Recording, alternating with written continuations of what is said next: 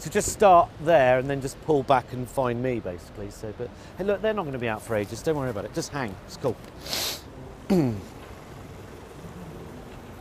What?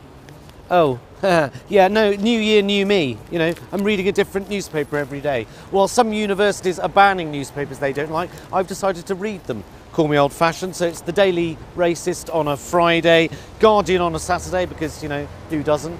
I mean, you've got to wade through its preachy, thinly veiled Blairite agenda, but I quite like Polly Toynbee. Sunday Times on a Sunday, obviously. I know it's owned by one of the worst people on the planet, but it's my favourite dump of the week. Sunday Times, mug of tea, big fat smelly shit. Feel like your dad. UKIP wank mag of choice, The Telegraph on a Monday, the FT on a Tuesday, seriously, don't bother.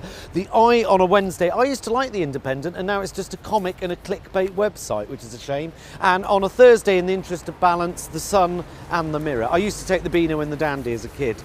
So, well, the Beano would be The Sun. Well, Dennis the Menace, he's pretty right-wing. He's a queer basher. Used to beat the shit out of Walter the Softie. It's been an interesting, you know, exercise, actually. There's something good to be said for reading what people you disagree with read, even if it just confirms, you know, your own stance, you know. And if you don't, you end up arguing against things that don't exist. So, and all of them agree on one thing.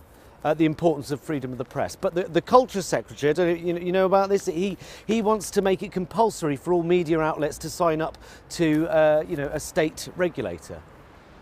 All right, well, a royal charter, a state-sponsored and approved regulator, financed by well-known impartial fetishist Max Mosley. And if they don't sign up to it, Section 30 means if they're sued, they have to pay the costs no matter what. So the press are basically being blackmailed into signing up to it. And everyone thinks it's a great idea. But, you know,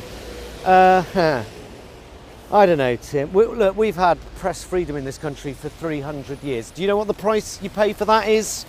The Daily Bigot. That's the fucking deal. Yeah, and look, I know why people are angry and upset by it, and I know this isn't a fashionable view, but hacking a murdered girl's phone or kicking Hugh Grant's door in, it's never been legal. These regulations, they won't make it more illegal. There's already a system in place to stop those horrible things happening. It's called the law. If a journalist or a newspaper breaks the law, send them to prison. And if they're not in prison, ask yourself why. Maybe it's because the people involved are best mates with the Prime Minister at the time. You know, the government and the press should be kept apart. This legislation, it brings them close together. And look, I know something needs to be done. By all means, tighten libel and privacy laws and make access to legal aid easier if the press are fucking you about. But infringing on press freedoms, I just don't buy it as a viable solution. Freedom of the press within the law it's the hallmark of a civilized society, no matter how uncivilized the press may be, you know.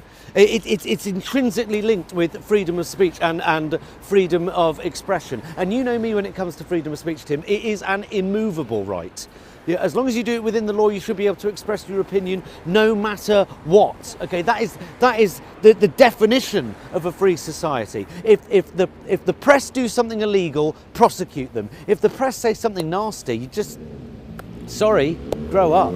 Yeah, and silencing someone's illiberal views is illiberal, you know. So everyone's got a right to speak, Tim. So, you know, shut the fuck up. I'm trying to read.